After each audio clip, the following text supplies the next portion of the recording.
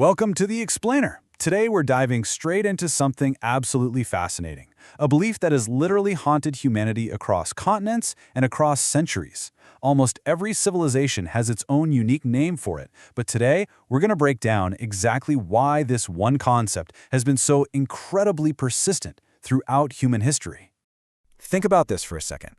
Can a completely silent intention, or just a glance filled with envy, truly cause an unexplained shift in your fortune?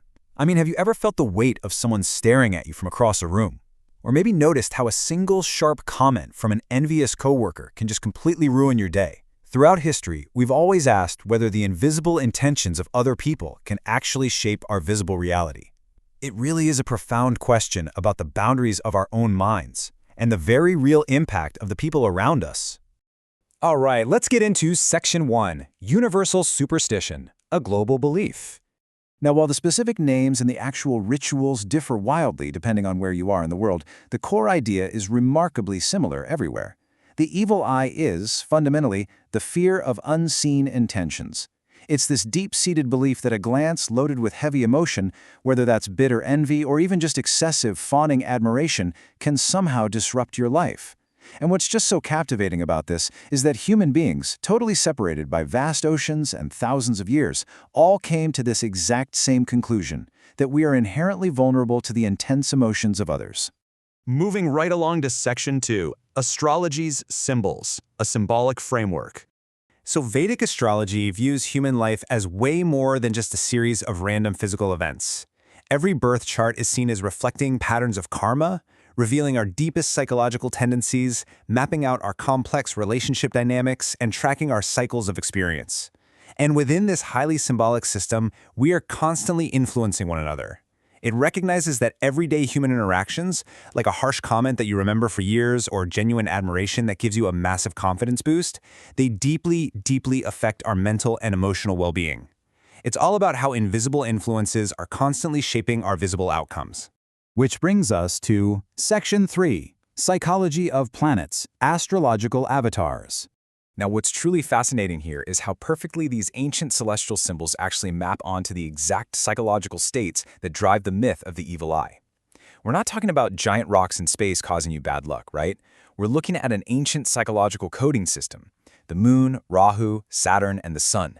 Each one represents a different facet of the human experience. Everything from our raw sensitivity to our ego and our ambition. By breaking down these four symbols, we can actually decode the everyday human behaviors that make the evil eye feel so incredibly real to so many people. Let's start with the moon.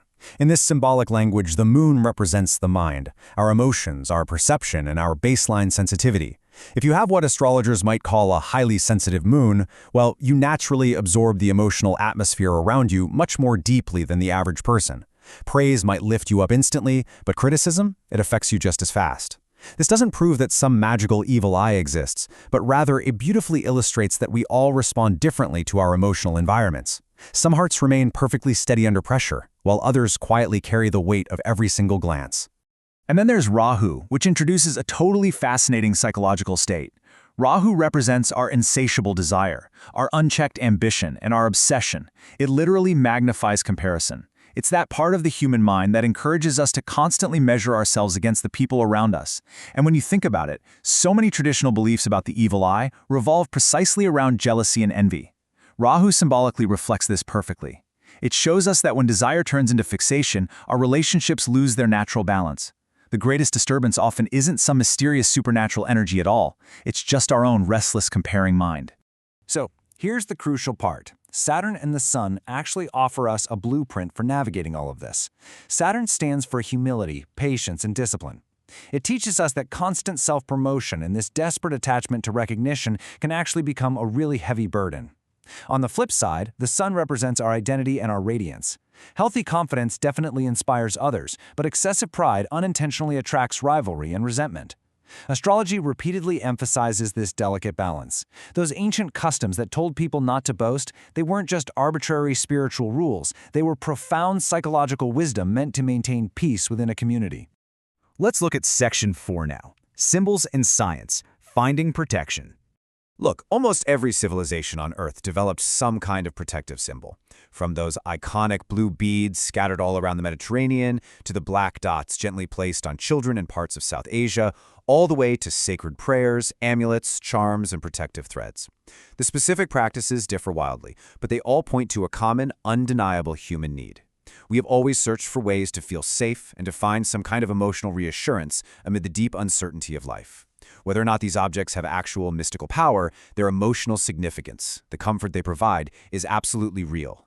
And this brilliantly illustrates how science and ancient symbolism are really just exploring the exact same lived experience, just through different lenses. Ancient traditions looked at the world and saw mystical energy, unseen influences, and a need for amulets. Modern psychology looks at the same human experience and notes that our expectations influence our perception, anxiety heightens our sensitivity, and suggestion shapes what we actually experience. Like, if you are completely convinced you've been cursed by the evil eye, you're going to notice every single minor setback way more intensely, simply overlooking the ordinary explanations. It's classic cognitive bias. But this doesn't dismiss the cultural belief. Actually, it proves how incredibly powerful the human mind is at interpreting uncertainty.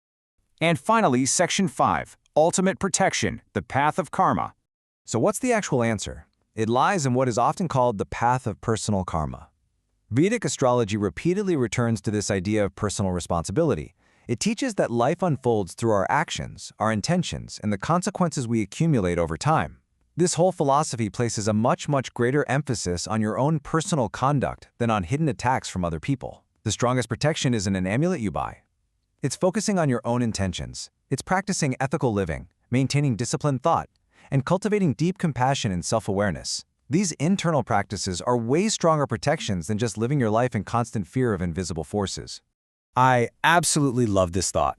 A mind consumed by jealousy spreads suffering. A mind rooted in gratitude spreads peace.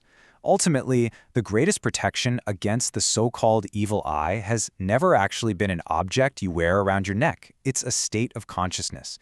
It's cultivating a mind that neither envies another person's light nor fears allowing its own light to shine with a sense of humility.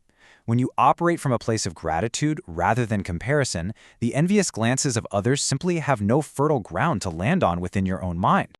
As we wrap up this explainer, I want to leave you with this final thought. What kind of mind are you carrying into the world? People fear envy because they understand comparison, and they fear hidden intentions because, well, motives are rarely visible.